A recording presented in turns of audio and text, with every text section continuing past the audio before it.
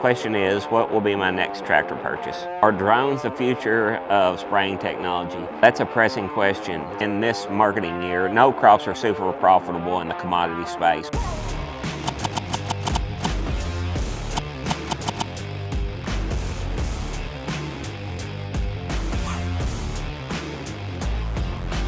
Hello.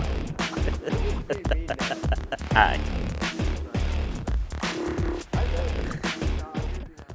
Hey, it's Neil Denton here with Denton Farms. Today we're going to answer the most pressing questions the internet has about agriculture. Question is, what will be my next tractor purchase? More than likely we'll need a heavy tillage tractor in the next couple of years, and we typically run tractors here from the time we buy them until they become a burden on maintenance, and we don't buy new or trade very often. We just run the ones we have. So we'll probably at some point in the next 5 years need a new tillage tractor somewhere in the 400 to 500 horsepower range. That'll probably be the next tractor purchased here on this operation. That's a pressing question. So are drones the future of spraying technology? I think it's very difficult for a drone at this point with the technology we have available to be able to perform a task as great as applicating most of the acres in the United States or in South America. I think right now that the drones are in small enough size that it almost requires more operators to be able to perform the same size of a task as a self-propelled sprayer. So will they ever take the place of a self-propelled sprayer on a large scale? I feel like technology could get there, but we're still at least a decade away from that happening. Maybe I'm wrong, maybe AI speeds that process up, but for my money right now, self-propelled sprayers for the next decade will probably maintain stranglehold on the application market. The most rewarding part about growing crops to me is just it's the success of being able to produce a fruit from something from the ground and complete the process from the time you planted it until the time the fruit was ready to be harvested. It's that successful feeling you get from completing a difficult task, and you're creating a product similar to mining, where you're taking elements available from the earth and generating a product that is then consumable by a person or an animal. And it just gives you a rewarding feeling that, hey, the labor and efforts that you put out, and you can't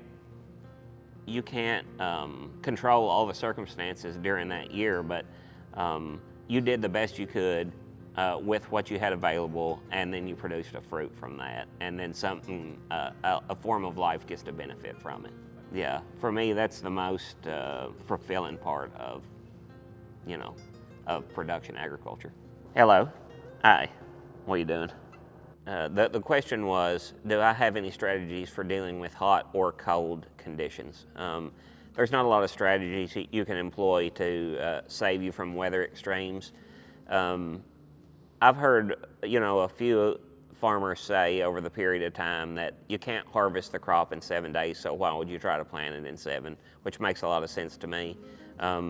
You should diversify your risk throughout the year if you can, and so, this is the problem with commodity farming.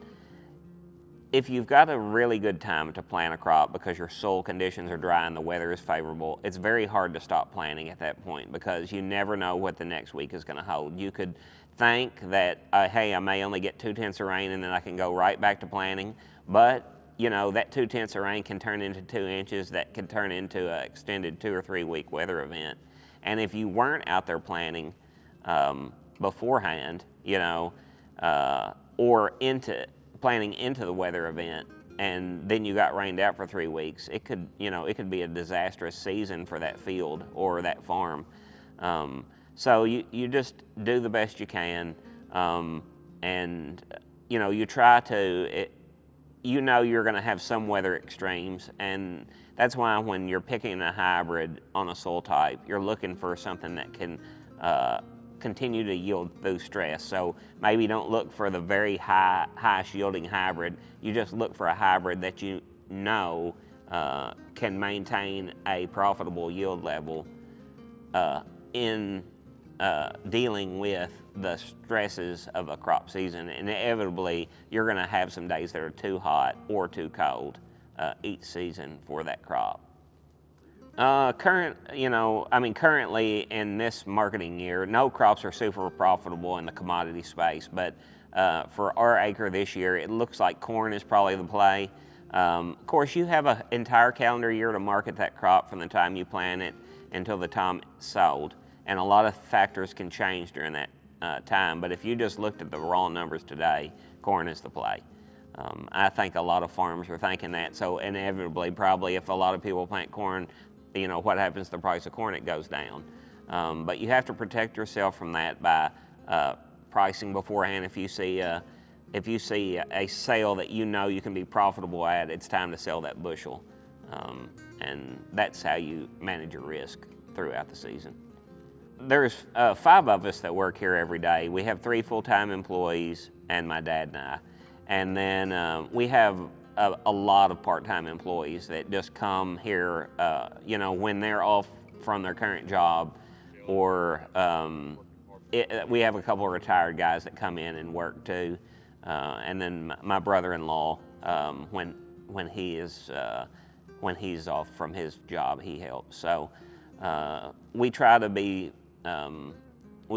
really flexible with part-time help, because we know that they have other lives and jobs as well, and we just do the best we can to manage labor. And that's probably, to me, one of the most difficult challenges of large commodity agriculture, is dealing with those, the workforce issue in agriculture. How has labor availability changed over the years on this farm? I can remember a time in 80s Kentucky and in 90s Kentucky where you had a significant portion of the labor being provided by very young people. So they were either high schoolers or freshly out of high school. They hadn't developed a career yet, but they were very capable people because of their raising and what they had grown up around. They had the skill sets of adults. And they also had the work ethic and ability of adults, and that labor was fairly cheap. Well, as time has gone on, people have lost some of those skill sets just because they don't have to perform the difficult tasks that they once had to perform.